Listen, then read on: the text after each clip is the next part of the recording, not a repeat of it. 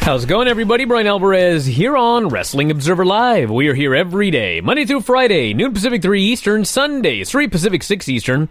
We got a lot to get into here on the show today. In the final segment of the show, we are going to be joined by Thomas Santell, the former Antonio the Promise Thomas. We have a lot to talk about, including Beyond Wrestling and so much more that's coming up later on the show today. Unfortunately, we got to start out with some sad news before we get into all of the rest of the news for the day. Atsushi Aoki passed away yesterday at the age of 41 following a motorcycle accident. Kyoto reported yesterday that Aoki was killed in the Chiyoda area of Tokyo Monday night after his bike failed to take a curve, hitting the wall of a tunnel. There are no further details on the accident at this time. Aoki made his debut in Pro Wrestling Noah back in 2005, training under Jun Akiyama. He made strides there as a junior tag team champion, winning the GHC junior tag team titles 2 times, once with Naomichi Marufuji, another time with Kotaro Suzuki. Along with Go Shiozaki, Jun Akiyama, Yoshinobu Kanemaru, Aoki departed from Noah in January of 2013, joined All Japan, with the group forming a stable known as Burning. He won the junior heavyweight title on 3 occasions and the All Asia Tag Team Championships 3 times, once with Kotaro Suzuki, twice with Karu Sato. He is the current All Japan World Junior Champion, having just won the title on May 20th, set to defend the title against Karu Sato on June 18th at Korakuen Hall. Sadly, he has passed away. Mike Sempervive actually did a full show on this, if you want to check it out, at WrestlingObserver.com, the Adam and Mike Big Audio Nightmare. And that's available right now on the front page of WrestlingObserver.com. We can talk more about this after the break. We also have Raw and the Super Showdown and New Japan and so much more. And we will kick it off when we get back from the break. Wrestling Observer Live. Back on the show, Bryan Alvarez here, Wrestling Observer Live. Mike Sempervive, also of WrestlingObserver.com. We got a lot of news to get into here today, Raw last night, and so much more. Mike, as noted, has a show on the front page about the death of Atsushi Aoki, passed away yesterday as a result of a motorcycle accident. Anything new on this story today, Mike? Not that I've seen yet today, unfortunately, just that everybody has kind of come out and given their thoughts on it. Press conferences, Jun Akiyama, who was Aoki's trainer and was very close to him, kind of like a wrestling father figure, obviously very broken up over this. Aoki was scheduled less than 24 hours before he died. The announcement was made that I believe it was June 16th. They were setting up matches for his next All Japan Junior Heavyweight title defense. That is obviously now up in the air, what they decide to do from here. We're just going to have to wait and see, and everything should start shaking out here in the next couple days, shortly after the funeral and everything. Very, very sad because in a way he was kind of at the highest point of his career at 41 years old at this point. He came up in the Noah system, was one of the Noah originals after the split from All Japan Pro Wrestling. And unfortunately, because of the way things went with that company, the timing of him coming on in the junior heavyweight division, although he had a lot of great matches, although a lot of great work was done, he probably won't get his due, just basically because of the direction that Noah took. And obviously, after Masawa's death and things kind of falling apart for them, it was never the same. So when he and Jun Akiyama and many others left Noah in 2013, I believe it was, and went to All Japan, it was kind of a real rebirth for his career, and he got a chance to stand out, a little bit of a bigger fish in a smaller pond, and he has been part of this wave that All Japan has had in the last 6 months, really the last 18 months, to where it's gotten to where they kind of are at right now, with a lot of good tidings and good feelings about the promotion and where they're going. He was a very big part of that, and getting crowd reactions that he had never really gotten before, really became the old veteran, the fan, I don't want to say the fan favorite, but he was the old veteran guy that people could get behind. And the reaction he got for the last junior heavyweight championship match where he won the belt was a real surprise and was really something else. So very tragic situation. The motorcycle he was driving in a tunnel, as it's been said, he just did not take the turn well, unfortunately hit the wall. I'm not sure how long if he was dead upon impact or what it was, but it didn't seem like very long after the initial report came out that was the case. So just really a tragic situation. And Adam and I did a breaking news audio update last night, which is up for members of the site. And again, it was a real short notice to finding out, so we wanted to get something up there to talk about him. And I know you and Dave mentioned him last night on Wrestling Observer Radio as well. So yeah, just a sad situation. Let's go to the phones. You're on the air. What's going on? Hello, this is Jack in Montana. Did you listen to the part 2 of the Wade Keller-John Moxley interview? I have not, no. Okay, so in the second part, John Moxley said Brock changed the finish for SummerSlam last year. What was SummerSlam last year? I don't even remember. It was Brock versus Roman. So he said Braun was going to try to cash in, and then they would do the Shield reunion. But then Brock changed it at the last minute. So, he created the finish where Braun, looked like an idiot, and Brock did the slip out and the banana peel finish. I have absolutely no memory of that match whatsoever. Well... So what's the point of all of this? You're just upset at Brock? Oh no, I just found that interesting. I see. We don't. Yeah.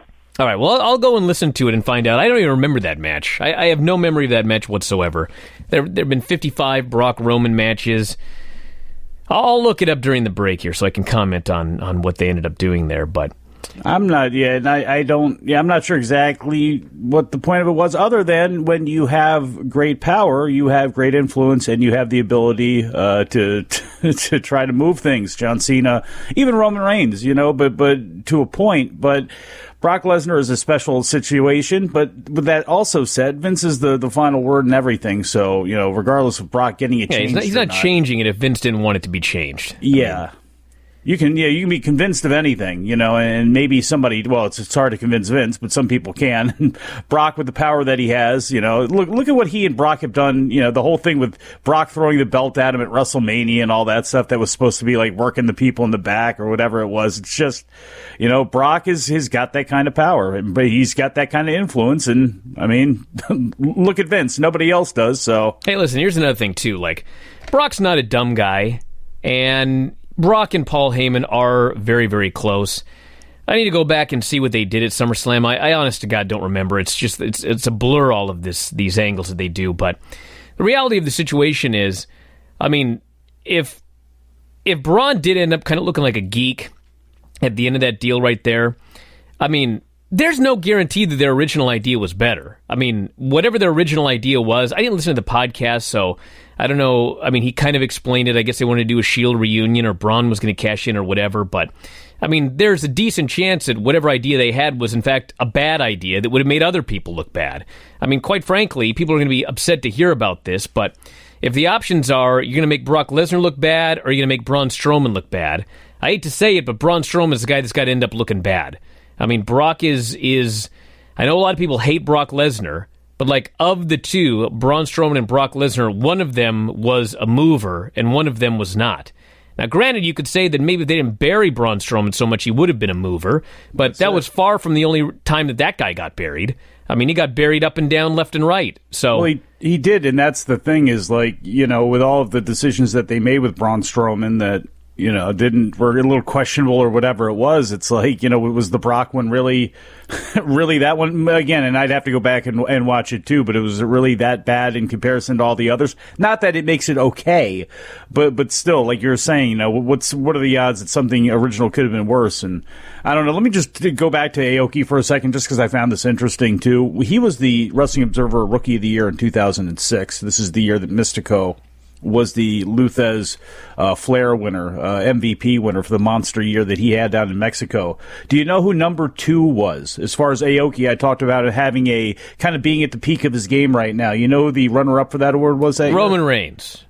Wait, 2006? 2006. I have no idea. Was he leaky then? Kenny Omega.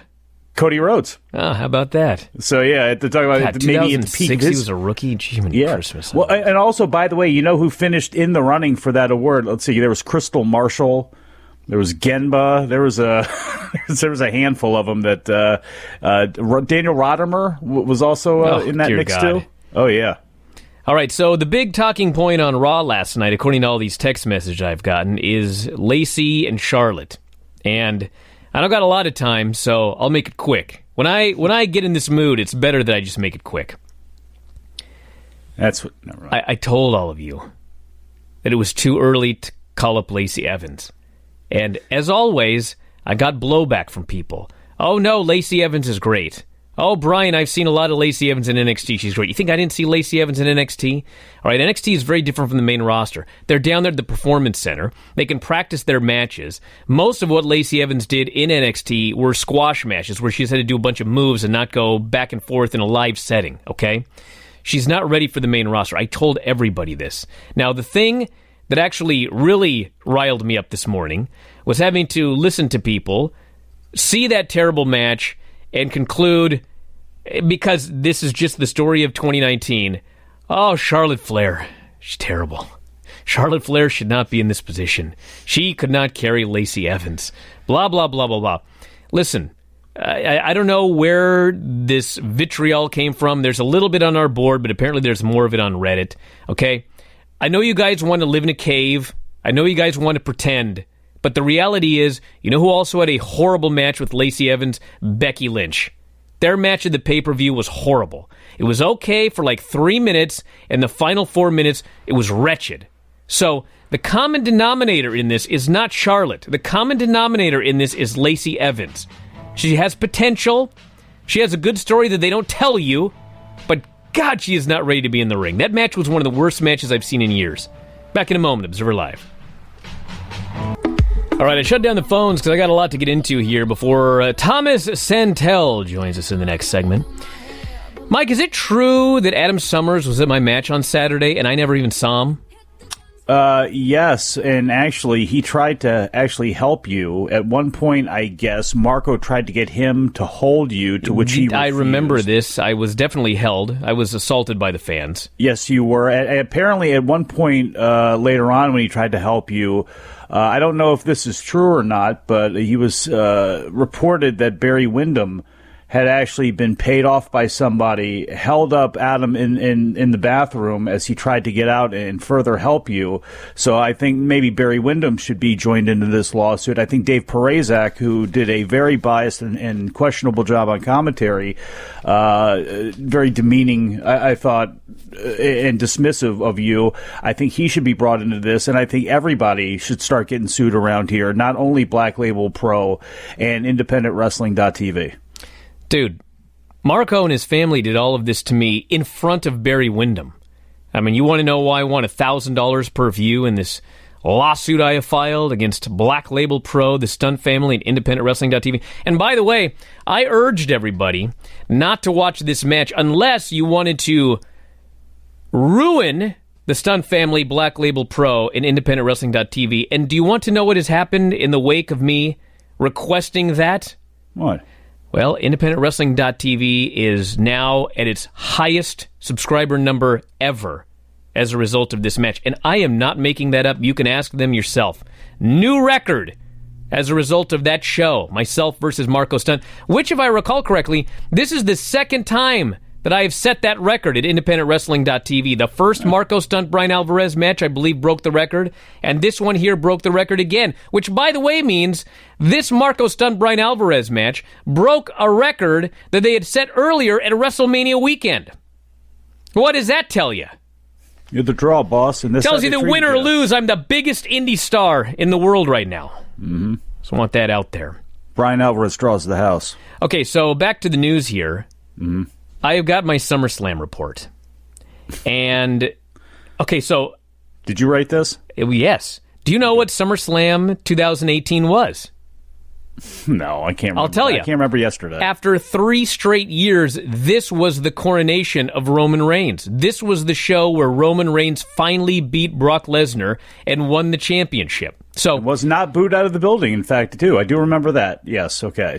If you recall correctly, okay? If you recall correctly, what is going on here? Cat eating potato chips again? So, if you recall correctly, Roman Reigns was supposed to beat Brock Lesnar at WrestleMania. And the week before WrestleMania, Vince, this is all true, by the way. The week before Mania, Vince realized, God damn, this guy's going to get booed. So he changed the finish.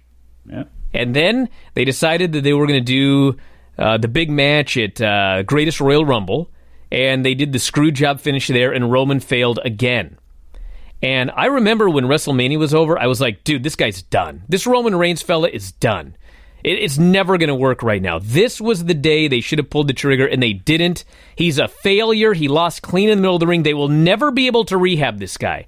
And by the way, I was right. And they went with all of these goofy things where, we'll try to get the fans to hate Brock, and then maybe they'll cheer Roman. And of course, what happened was they booed both guys. And listen, I could be wrong, but if they would have done this SummerSlam match and Roman would have failed again because Braun Strowman cashed in, dude, I'm on Brock's side with this one. Like, this was a day for him to put Roman Reigns over. It just was. Like, if you had Braun Strowman cash in, like, you're hurting Roman Reigns, you're hurting Brock Lesnar. For what? That's to give Braun Brock Lesnar. Yeah, it doesn't make any sense. Like, the right call was for Brock to put the guy over clean in the middle of the ring at SummerSlam and give him the title. And granted, everything went wrong from there, but dude, I'm on Brock's side with this one. This is not 1977 or whatever with Terry Funk chasing Jack Briscoe or something or whatever. It's like you cannot go on for this long with Roman taking those kind of L's. I mean, you already had a reaction where, no, he was not booed out of the building when he won that match. But yeah, there was a lot of people that were more booing Brock than they were cheering Roman at that point, pre-leukemia, and then everything changed, at least for a little bit. We'll have to see how that still plays out. But with Brock, so if Brock, when he does lose the title to Roman, if Braun would have cashed in there, I mean, so what? Brock finally lost by attrition? When he does finally lose, what is gained from this for Roman at that point? Okay, you finally won one. Okay, great. Does it mean as much? What happens with Brock? So you lost to Roman, a guy you beat over and over again. Does that mean you're done? I mean, if you're trying to play around with the psychology of it, if you're Brock Lesnar, it just flat didn't help him out. That was the time. The time probably should have happened way before that, but you could always talk about the crowd and trying to make it the best scenario. From there, like you said, when could you have done it? Would it have made any more impact? Rumble? I mean, when? Person says it wasn't about Braun cashing in. The finish was supposed to be the Shield came out to stop Braun, but instead Brock had it changed to him throwing the briefcase up the ramp and getting speared and Shield never coming out. I don't know. Who knows if it would have been better? Who knows? I mean, I don't know. It's just, I don't know. Well, look at just take an overall look at their streaks here, and look at some of the things that they presented, from Baron Corbin in the main event to Baron Corbin killing ratings in the main event, from how they built up Becky winning all of her matches, and then they did all of that to turn her heel on somebody who just strolled back in, and there are a lot of questionable things. Was the Shield supposed to reunite as a heel group? Because everybody wanted Braun to cash in. So if the Shield came out and prevented Braun from cashing in, I mean, they're heels. Roman's going to be even more hated, right? And Roman needed that much extra help visibly, and I get it. So Brock preventing it makes Brock the heel and Roman the babyface. Yeah. I don't understand why this is an issue. I mean, maybe Dean Ambrose thought it was an issue. Maybe he didn't. I don't even know. I didn't listen to it. I don't know what's going on. That was the worst call to take at the beginning of the show. Well, and here's the thing, too. He just thought it was interesting that Brock would have some say. Of course Brock has some say. Maybe it's just that simple. Maybe we're all just blowing it out of proportion. And you know who else has some say? Dean Ambrose. Because Dean Ambrose was asked to say some line about Roman Reigns' leukemia, and he refused. And so, everybody does have a little bit of say, some more than others. And a lot of people just need to find their voice. I mean, listen, Kevin Owens said, I don't want to go to Saudi Arabia. And they didn't even ask why. They just said, okay, you don't have to go. I don't think you have to ask why. Which I thought was very interesting, because now there is a precedent that next time they go to Saudi Arabia, I mean, if a number of wrestlers don't want to go, I mean, they should just be able to say, I don't want to go, and that'll be it. Well, that was always the case. We'll see if people do that. People need to have the cojones to do that, though. I mean, that's one. Again, that's like the RVD thing, traveling to Iraq or wherever it was, for the tribute to the troops thing. That's where, like, you got to say something, whether you're going to quote unquote be buried or whatever. Like, that's insane. And somebody needed to stand up for it. And I know, this time around there's several people who can't go, such as Sami Zayn and Aleister Black, who are being told they can't go for different reasons. But it's like, I don't know. I don't know. All right, this person says, Ambrose said, it made Braun look like an idiot who didn't know how to cash in because he just stood around the ring all match waiting. Well, the reason they did that has nothing to do with Brock. The reason they did that was because they were teasing a cash-in, and the concern was, if Braun doesn't come out, then people are just going to ignore the match and chant for Braun the entire time. So their idea was, we'll send him out there to stand there, and so then people won't be chanting for him. Now, it didn't work because nobody cared at all about the match. They were booing the match, and they were bored, and they were throwing beach balls. I mean, the bigger issue is the entire booking of Brock Lesnar and Roman Reigns that entire summer was an utter disaster in an attempt to get Roman Reigns cheered, and it never worked. This person says the Shield came out the night after Raw, and the fans didn't turn on them. I'm done with this subject. All right. Let's see here.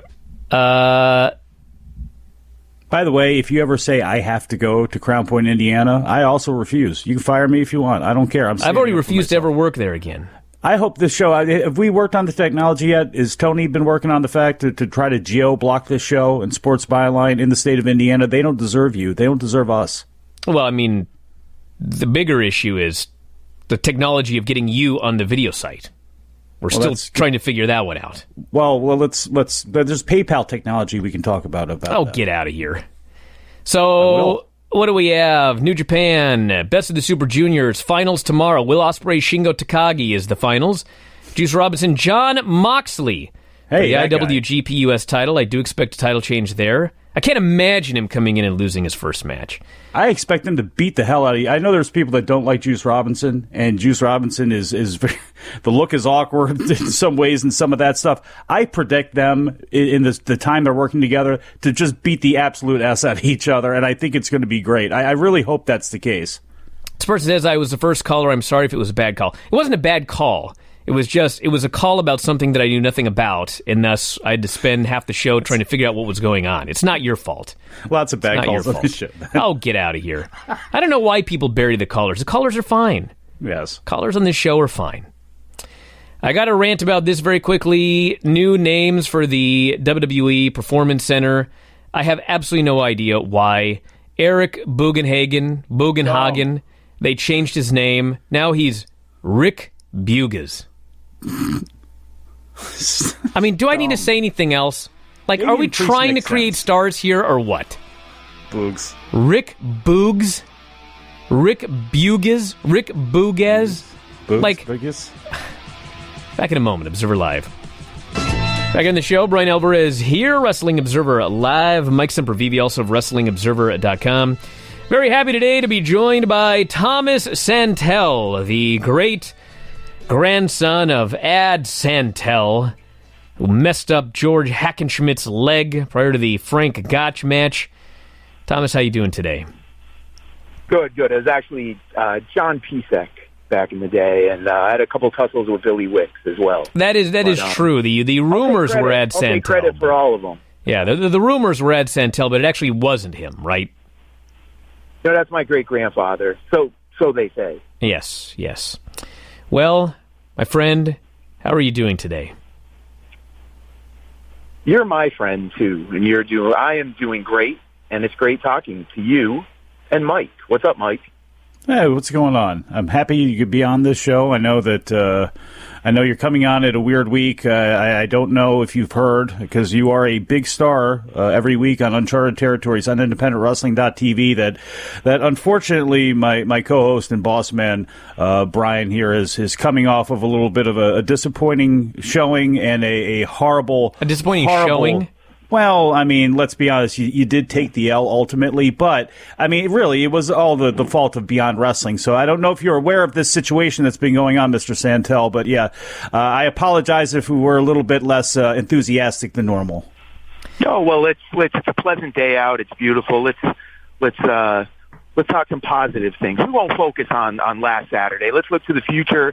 Let's look to beyond today and beyond wrestling tomorrow. Wednesday night, the weekly Uncharted Territory shows live every week, streaming on IndependentWrestling.tv. I will be there defending my Discovery Gauntlet championship or title. 5-0, Bryan. Oh, and, man. Yeah. You know, I am not making this up. When I was in Crown Point and the show was over, and I was talking to some people who were there as fans and some other people who were there that are involved with the Black Label Pro. And I heard the same thing that I hear everywhere that I go from people, which is, I don't watch Raw anymore. I listen to your show to get the Raw recap and all that. But I swear to God, I also did hear from several people who said, you know, all I've been watching lately is I watch the NXT television show, and I've been watching Uncharted Territory every Wednesday. So I don't know what the numbers are. I haven't even asked. But apparently there are a lot of indie fans who are watching and enjoying the show. So if you don't know about this show, tell us about it. Well, it's a weekly. It's something Beyond is doing that to branch out and give those fans that maybe don't watch WWE or kind of want to see a little bit of everything, some of the best indie talent from all over, and put it in a weekly 2-hour show. The shows start at 8. They really don't go past 10 o'clock, which makes for a perfect weekly episodic streaming service or platform. And tomorrow night, for instance, you have my good friend, your, I guess, okay kind of friend, Filthy Tom. He's my partner. He's your partner. Yeah, I'm not going to talk about the dissension in the ranks. But there's no dissension in the ranks. Listen, you could have gone 20 minutes to see him in Everett, but I'll get out of here. I will. I'm going to see him this weekend, and I'm going to see him tomorrow night. Disgusting. He's going to be there. We're going to have Orange Cassidy versus Sean Spears. I don't like that guy either. I see. You know him? Yeah. I'm going to be there. There's going to be, check it out at Beyond Wrestling. And if you haven't seen it, go to IndependentWrestling.tv, use promo code Uncharted. You'll get a complimentary 20-day trial to check it out and to check out tomorrow's show. Yeah, you can also use that to get your 20 days free and watch my match with Marco Stunt from Saturday, which puts more money in my coffers through my lawsuit. So the promo code Uncharted, IWTV.live, if you want to check it out and support me, basically.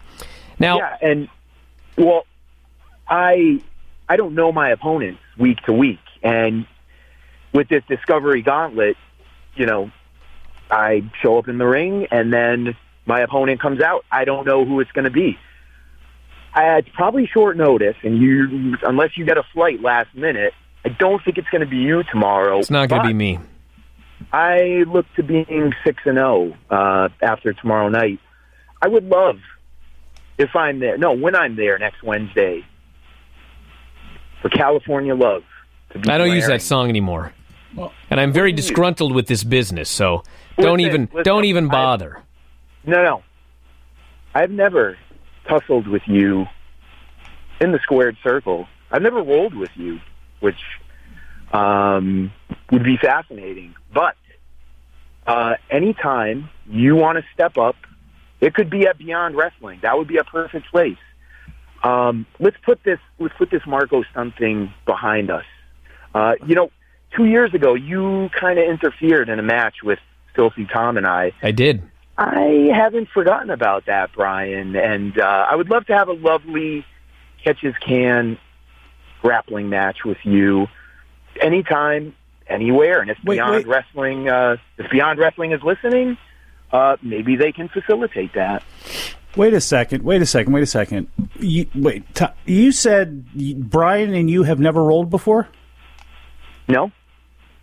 Boy, I could be remembering incorrectly, but I thought around the same time that you faced off against Filthy Tom, after Bryan got back from that trip, and I have trouble remembering things sometimes. Bryan, I thought you said you choked him out. Oh, would you shut up? Hey, listen, I got some questions about Beyond Wrestling here. I'm moving on from... That was in a former life as Antonio Thomas. I'm moving on from this now. So listen, this show here, what I find interesting about it is they've chosen to run on Wednesdays. So, like, the positives to running on Wednesday is if you run a show, for example, on a weekend, I mean, there's a decent chance you're going to be running head-to-head with, like, 50 other wrestling shows or an NXT TakeOver or a UFC show or a WWE pay-per-view or AEW show, whatever. Wednesday, I mean, you don't really have that. I mean, you got the regular NXT shows or whatever. People can watch those on demand. It is an interesting day to run a show. I mean, obviously, you've got access to a lot of talent because most people just work on the weekends. But at the same time, it's a Wednesday. Like, I guess I should be asking the promoter this question, but, I mean, isn't it sort of a kind of a weird day to run wrestling? How have the shows drawn? Is it growing? I mean, it's just weird, kind of. The shows, the numbers keep growing by the week. This is a new concept. I believe this is episode 10. And in pro wrestling or in any art form, you gotta take chances and you gotta do things that maybe haven't been done before, and you're not going to know until you find out and try it. And that's what Beyond Wrestling has done. And Drew Cordero has done a phenomenal job, getting so many people on the map in the last 10 years, and he's done it for me. Just recently, these past few months. And it's people are busy during the week. Maybe you don't feel like watching wrestling during the week. Maybe you don't want to watch the NBA on a Wednesday night or a playoff game or whatnot, and you want a wrestling fix. And we're seeing now that with AEW possibly being on a Tuesday or Wednesday or who knows, Thursday, that people do want wrestling in the middle of the week. NXT is on Wednesday nights, so there's a place for it, and the numbers, and the feedback certainly has backed it up. The club, Electric Haze, that they run it right there in Worcester, Massachusetts, they sell out. The fans are right there on the apron, and if anyone is familiar with Beyond Wrestling, which they should be, they know how intense the crowds are and how great the talent is and how great the cards are.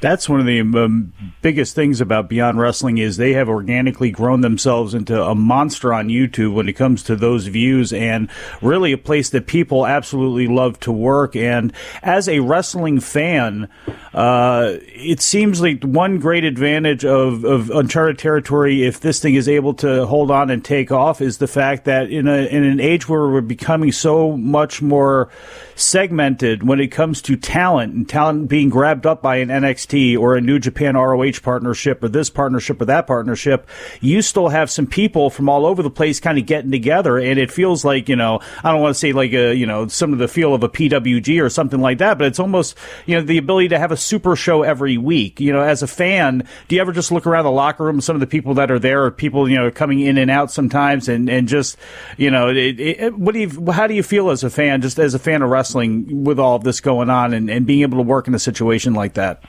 Oh, as a wrestling fan and as a worker, it's phenomenal because you see, I mentioned before, Filthy Tom, myself, Orange Cassidy, Sean Spears, that's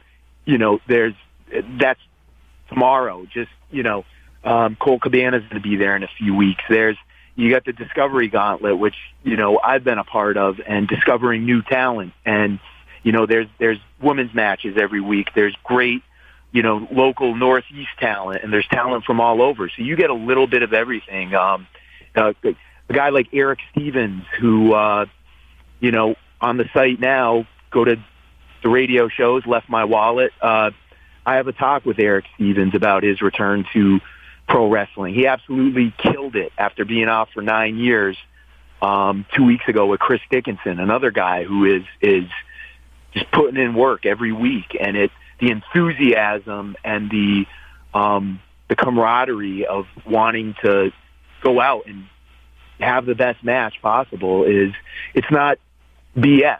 People say that all the time about, this locker room, we want to go out and have the best match possible. Well, it's no different in Beyond and the Wednesday weekly shows and any shows they run. It's a unique concept, and guys know there's a lot of eyes on them. And, I know the response that I've gotten personally. I can only speak for what I've experienced. I've gotten to work with so many different and unique opponents, and the feedback and the reception on social media has been, I never expected it. It's been more than I could have imagined. The building is awesome. It's an old brick building. I guess a negative is you can be thrown into a brick wall repeatedly. I mean, that is a negative there, but I mean, it is true. Like on a couple sides of the ring, like the fans are right up there against the apron. I mean, you can't get any closer. Like if you're a fan, I mean, you're literally you're right there with your hands in the ring. I presume just don't get too close. And if you showed up, you could attempt to step on some of those hands because, but that's or maybe get thrown into a brick wall. I don't know, but I want to avoid that. Well, best catering in the business, though. So at least if you're going to throw into a brick wall, you're going to eat. Well, I don't know about that because the AEW show had catering by Cracker Barrel, so it's going to be that's a tough Lance Storm and Christian. Tough hill to climb there, yes. Yeah. So tell everybody about your podcast, because you mentioned it very briefly, but if you're a subscriber at WrestlingObserver.com, you can listen to a very unique podcast by Thomas Santell. Yes. As, and under another persona, I have the podcast Left My Wallet here on the site, on Wrestling Observer site. It's where I talk sports, and usually sports and sometimes other random topics such as action figures, movies, with people in the pro wrestling world. Talked horror with Vinny Marseglia a few weeks ago. I had Pat LaPrade on last week to talk the Montreal Expos and Montreal Canadiens and NHL hockey. It gives listeners...